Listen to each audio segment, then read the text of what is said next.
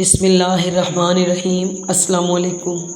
نیکی اور بدی کے تصور سے نکل کر اگلے مقام تک آ جاؤ، میں تمہیں وہیں ملوں گا۔ عقل مند انسان نقصان میں چھپے ہوئے فائدے کو سمجھ جاتا ہے۔ قدرت نے تخریب میں تعمیر کا راز چھپا رکھا ہے۔ دیندار اپنے آپ کو تکلیف میں اسی لیے مبتلا کرتا ہے کہ آخرت میں راحت میسر آئے۔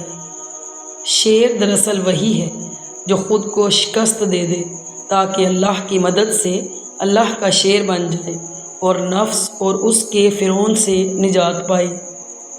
ہمارے قافلے کے سالار فخر دو عالم امام الانبیاء حضرت محمد صلی اللہ علیہ وسلم ہیں۔ ہمارا کام قربانی ہے، یہی ہماری خوش نصیبی ہے کہ آپ صلی اللہ علیہ وآلہ وسلم ہمارے مددگار ہیں۔ ہدایت کے جام ان کا حصہ ہیں جو خودی کو فنا کر چکے ہوں۔ دنیا کے بازار سے صرف وہی مال خریدو جو آخرت میں کام آئے۔ بیماروں کی عیادت کرنا اور جنازوں کے ساتھ جانا آخرت یاد کرواتا ہے۔ جو اللہ تعالیٰ کے علاوہ کسی پر نظر رکھتا ہے وہ ذلیل و خوار ہو کر کفر میں مبتلا ہوتا ہے۔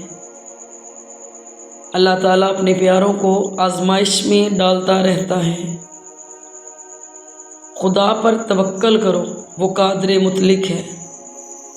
اگر دنیا اور آخرت کی بادشاہی چاہتے ہو تو خود کو اللہ کے سپرد کر دو۔ اصل فقیر ہمیشہ شریعت محمدی صلی اللہ علیہ وسلم کا پابند ہوتا ہے، کیونکہ شریعت کی پابندی کے بغیر شریعت عین مکاری ہے۔ واقعی روحانی بیماری کا علاج اللہ والوں کے پاس ہی ہوتا ہے۔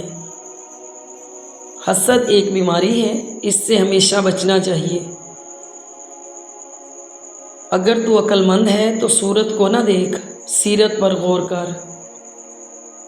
زندگی کے لمحات کو غنیمت جانو، بہت جلد یہ تم سے چھن جائیں گے۔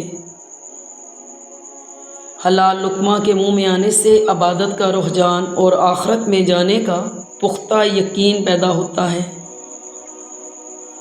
انسانی ذات محدود ہے اور خدا لامحدود۔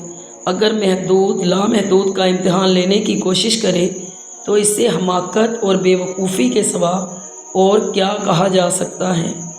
Thanks for watching, please subscribe my channel. Allah حافظ۔